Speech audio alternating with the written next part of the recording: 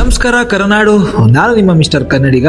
Match number 16 ಕೋಟಂಬಿಯ Vadodara ಸ್ಟೇಡಿಯಂನಲ್ಲಿ ನಡೆದಂತಹ ಪಂದ್ಯದಲ್ಲಿ RCB toss ಗೆದ್ದು ಬೌಲಿಂಗ್ ನ ಆಯ್ಕೆ ಮಾಡ್ಕೊಳ್ತಾರೆ. ಮೊದಲ ಬ್ಯಾಟಿಂಗ್ ಗೆ ಬಂದಂತಹ ಮುಂಬೈ ಇಂಡಿಯನ್ಸ್ ಆರಂಭಿಕರಾಗಿ ಏಲಿ ಮ್ಯಾಥ್ಯೂಸ್ ಮತ್ತು ಸಜೀವನ್ ಸಜನಾರ್ ಅವರು ಬರ್ತಾರೆ. ಆರಂಭದಲ್ಲಿ ನಿಧಾನವಾಗಿ ಇನ್ನಿಂಗ್ಸ್ ಕಟ್ತಿದ್ದ ಮುಂಬೈ ಇಂಡಿಯನ್ಸ್ ತಂಡದ ಸಜನಾ ಅವರು 7 ರನ್ ಕಲೆ ಹಾಕಿ ಲಾರೆನ್ ಬೆಲ್ಗೆ ತನ್ನ ವಿಕೆಟ್ ನ ಒಪ್ಪಿಸ್ತಾರೆ.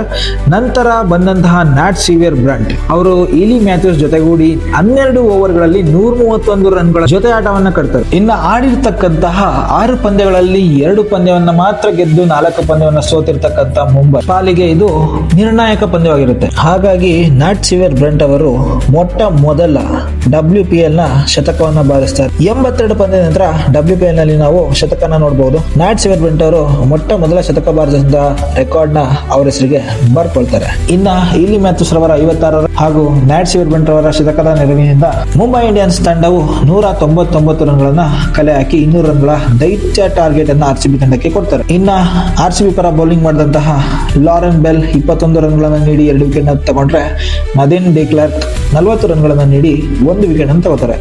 ಇದರ ಜೊತೆಗೆ ಶ್ರೇಯಾಂಕ ಪಾಟೀಲ್ ರವರು ಸಹ ನಮ್ಮ ಟಗರು ಪುಟ್ಟಿ 34 ರನ್ಗಳನ್ನು ನೀಡಿ 1 ವಿಕೆಟ್ ನ ತಗೊಳ್ತಾರೆ. ಇನ್ನ ಎರಡನೇ ಇನ್ನಿಂಗ್ಸ್ ಆದ ನಂತರ 200 ರನ್ ಚೇಸ್ ಮಾಡಲು ಬಂದಂತಹ RCBಯ ಆಟಗಾರರು ಆರಂಭದಲ್ಲೇ ಗ್ರೇಸ್ ಹ್ಯಾರಿಸ್ ಅನ್ನ ಕಳ್ಕೊಳ್ತಾರೆ. ಅವರ ಹಿಂದೆ ಸ್ಮೃತಿ ಮಾಂದನ ಅವರು ತಮ್ಮ ವಿಕೆಟ್ ಅನ್ನ ಕಳೆದುಕೊಳ್ತಾರೆ. ಇವರ ಹಿಂದೆ ಸಾಲು ಮರದ ತಿಮ್ಮಕ್ಕ ನೆಟ್ಟಂತಹ ಮರದಂತೆ ಗಾರ್ಜಿಯಾವಾಲ್, ಗೌತಮಿ ನಾಯಕ್, ರಾಧಾ ಯಾದವ್ ರವರು ಸುಲಭವಾಗಿ ಶರಣಾಗ್ತಾರೆ. ಇನ್ನ ಈ ಸಂದರ್ಭದಲ್ಲಿ RCB 35ಕ್ಕೆ 5 ವಿಕೆಟ್ ಗಳನ್ನು ಕಳೆದುಕೊಂಡು ಸಂಕಷ್ಟದಲ್ಲಿದ್ರೆ ಸತತ ಈ ಸೀಸನ್ ನ 4ನೇ ಬಾರಿಗೆ ಪವರ್ ಪ್ಲೇ ನಲ್ಲಿ ಅತಿ ಹೆಚ್ಚು ವಿಕೆಟ್ ಕಳೆದುಕೊಂಡಂತಹ ತಂಡವಾಗುತ್ತೆ. ಇನ್ನ RCB ಪಂದ್ಯ ಸೋಲೋದರ ಜೊತೆಗೆ ನೆಟ್ ರನ್ ರೇಟ್ ಕಳೆದುಕೊಳ್ಳುವ ಸಂಕಷ್ಟದಲ್ಲಿರ್ತಾರೆ. ತಂಡ ಸೋಲದಂತೂ ಖಚಿತವಾಗಿತ್ತು, ಆದ್ರೆ ನೆಟ್ ರನ್ ರೇಟ್ ಸಂಕಷ್ಟ ಎದುರಾಗಿತ್ತು.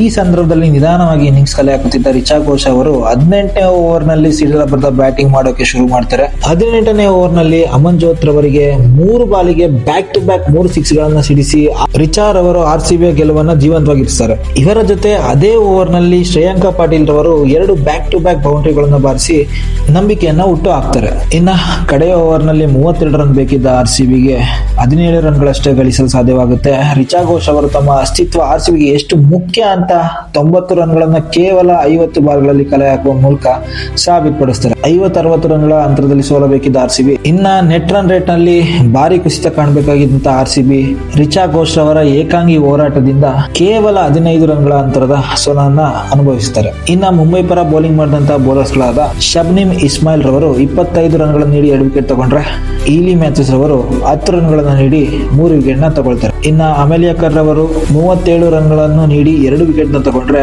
ಅಮನ್ಜೋತ್ ಕೌರ್ ರವರು 51 ರನ್ಗಳ ಅತಿ ಹೆಚ್ಚು ರನ್ ಅನ್ನು ನೀಡಿ ಕೇವಲ 1 ವಿಕೆಟ್ ನ ತಗೊಳ್ತಾರೆ. ಇನ್ನ ಈ ಡೂ ಆರ್ ಡೈ ಪಂದ್ಯದಲ್ಲಿ ಮುಂಬೈ ತಂಡವು ಗೆದ್ದು ತನ್ನ ಪ್ಲೇ ಆಫ್ ಆಸೆಯನ್ನು ಜೀವಂತವಾಗಿಸಿಕೊಳ್ತಾರೆ. ಇನ್ನ RCB ತಂಡಕ್ಕೆ ಉಳಿದಿರ್ತಕ್ಕಂತಹ ಏಕೈಕ ಪಂದ್ಯವನ್ನ ಗೆದ್ದು ಫೈನಲ್ ಗೆ ಹೋಗ್ತಾರಾ ಅಥವಾ 2 ಅಥವಾ 3ನೇ ಸ್ಥಾನಕ್ಕೆ ಕುಸಿಯುತ್ತಾರಾ? ನಿಮ್ಮ ಅನಿಸಿಕೆಗಳನ್ನ ಕಮೆಂಟ್ ನಲ್ಲಿ ತಿಳಿಸಿ.